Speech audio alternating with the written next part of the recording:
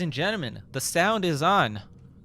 The overlay is working. Everything is good, I think. Don't jinx it. But we are on game 6, ladies and gentlemen. Very special game. It is a 3v3. Spiff, please introduce our first team. All right, well, show some favoritism here and start with Team West. Down on the south side in the land spot. Spawning in as the blue Aeon Commander, we've got Shade going for 2 quick air factories. Interesting. And in the air spot, we've got as the TLUEF Commander, Rainbows and Communicorns. Some perhaps communist imagery there, somewhat ironically for Team West. Opening with a research factory into air. And then finally on the north side, spawning in as the purple Aeon Commander, we have Carboom, who has also gone for air. Triple air. Should be fun. And Nite, why don't you take us on a tour of the East? Yeah, before I do that, I want to say something really quick. We did a lot of practice games on here with these team, and this is the strategy they died to. So, that being said, let's introduce the East team. It is in the air spot our yellow UEF commander, Zadayka. I think he's trying to say Komunalka? Oh yeah, Komunalka? It's a type of apartment in Russia, in Soviet Russia. Anyway, he's starting off with 2 air, pretty standard. His teammate Maksing, our orange and commander, opening up with a double air and a research station. Sorry, not double air, double land. And finally, we have the Soviet cone from Finland, the odd one of the bunch. It is, of course, Accone.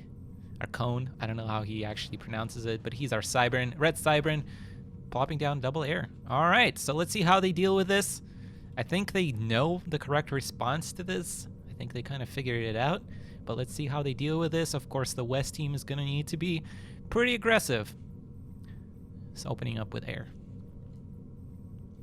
And that is a lot of air already.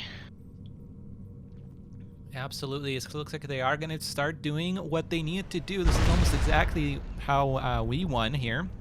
Do have to be a little careful on flying over that AA. You have to continue bombing the correct targets.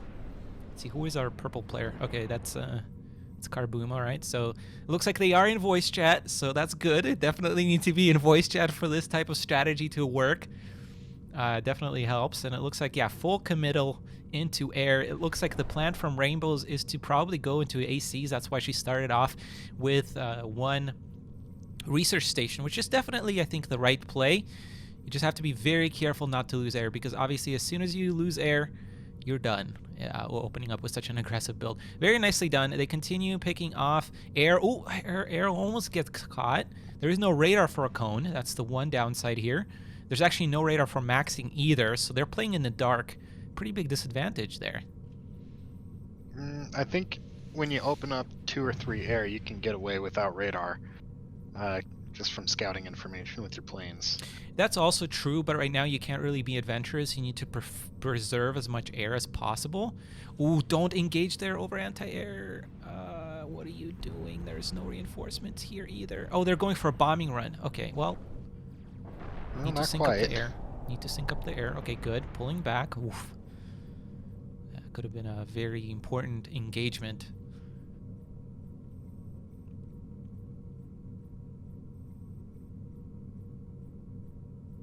And both sides just kind of sitting back now. Yeah. I mean, the Team East is gonna wait for their anti-air to arrive. And now the focus really becomes on holding this push here.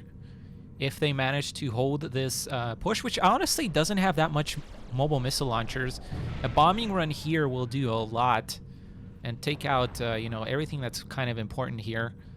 But of course, the air engagement is super, super important. It looks like Rainbows is going to go double air factory follow-up. Yeah, I think waiting until they get into that choke point and just picking the right moment to bomb, you could probably take out most of that blob with the planes that they have there with good splits. No engagement yet. I was going to say, looks like it's all going to go down. We're just waiting for that moment. This is going to be a very important couple of seconds to see how exactly these teams engage. It looks like Zadayka and Accone is going to come over here. Oh, as we're getting some lag. I know Rainbows doesn't like playing, but who does with lag? There is an engagement. Target fire, not the correct units, but there's a lot of spread on that.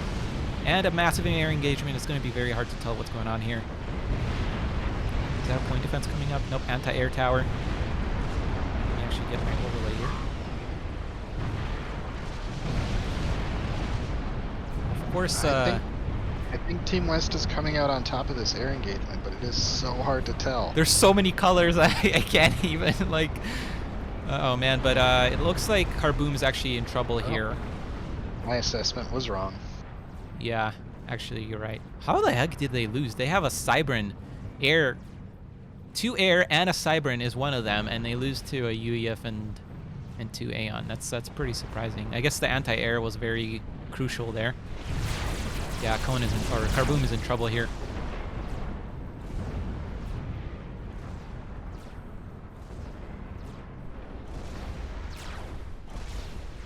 It's been a day of aggressive ACU pushes. Well, I mean, they forced this on themselves, honestly. They kind of did, yeah. Oh, and that ACU is probably going to blow up on everything here, too. I mean, this is going to be very important how it follows up here because, I mean, if they had air, maybe they could have finished one of these ACUs. But yeah, at this point, it's going to be super hard. There's still no AC-1Ks on the way. Very unfortunate. The air fight was really crucial there. They engaged in a very tight and difficult spot. And yeah, the anti-air just managed to... They really needed, I think, a second bombing run because I don't remember who exactly did the bombing run, but the second Aeon player did not go in for a bombing run. I think that the engage there needed to have both Aeon players bombing, and both air players needed to split fire on different targets. If they did that, they could have whittled down a lot of that ground force, and that is really the crucial part. So when you're opening up that's what I was trying to point out earlier. Like, they had enough planes to do that. Yeah. They just didn't split properly. And not only did they not split targets, one of the air player did not bomb at all. And so, of course, overall, the anti-air is going to be very, very crucial at such an early stage. And now, I mean, this game is unfortunately over. There isn't even there's still no AC-1Ks, but even if the AC-1Ks were on the way, honestly, it'd be so difficult right now because, unless they manage to snipe here somehow. Honestly, maybe if they go for a cone here, just try and snipe regardless of this air, maybe they get something done here, but honestly, this is just, it's so hard. I don't know, I think they might have more luck actually going after Maksing because there's not a whole lot of anti-air in his base right now. Of course, that would leave this is them a decent exposed. engagement now. Oh, it's a nice teleport by Maksing. This is a decent engagement for the West team, but actually no, just kidding. I think I'm colorblind. I'm having such troubles keeping track of all these colors.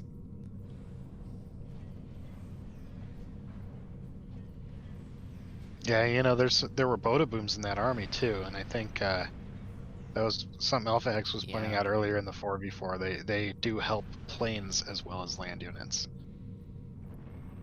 Yeah. Yeah, and Alpha X just messaged me. Maksing is doing exactly what Alpha X told him to do. So yeah, I mean, I knew coming in ahead of this game that it was going to be an enormous task for the West team to win this game. And that's why I tried not to say anything in the previous game, but that last game was really crucial to it being pretty close. So they absolutely needed to win this, or the last game. And this game is just, I mean, these are great players, but Maksing, Accone, and Zadayka are all very... Like, maybe they're not better players individually, but together I think they have very good teamwork.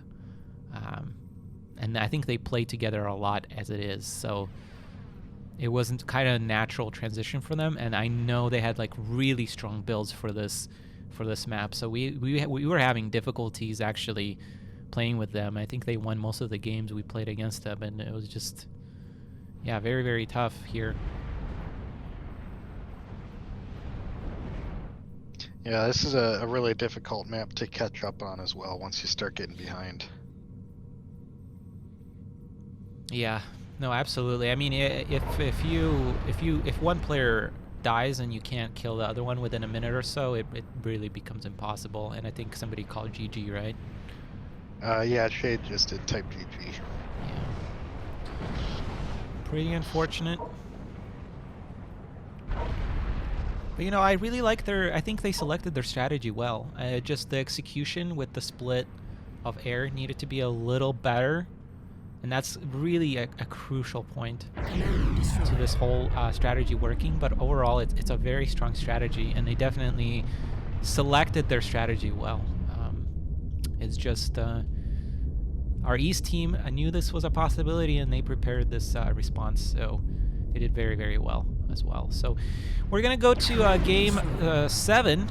Like I said, we are going to cast every single game, even though the East team technically won. But we are going to see if Iron Commander can redeem a little bit, get the prestige game to make the score a little closer to 4-3.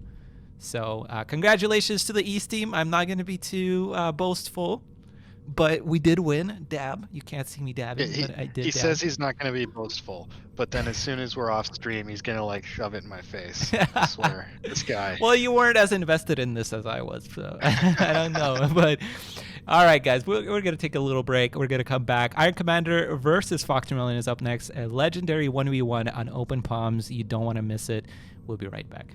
If you're still watching, give a thumbs up to this video. If you liked the video, leave a comment. If you loved the video, please subscribe. And if you are blown away by it, check out my Patreon page. This has been Nite. Take care and peace out.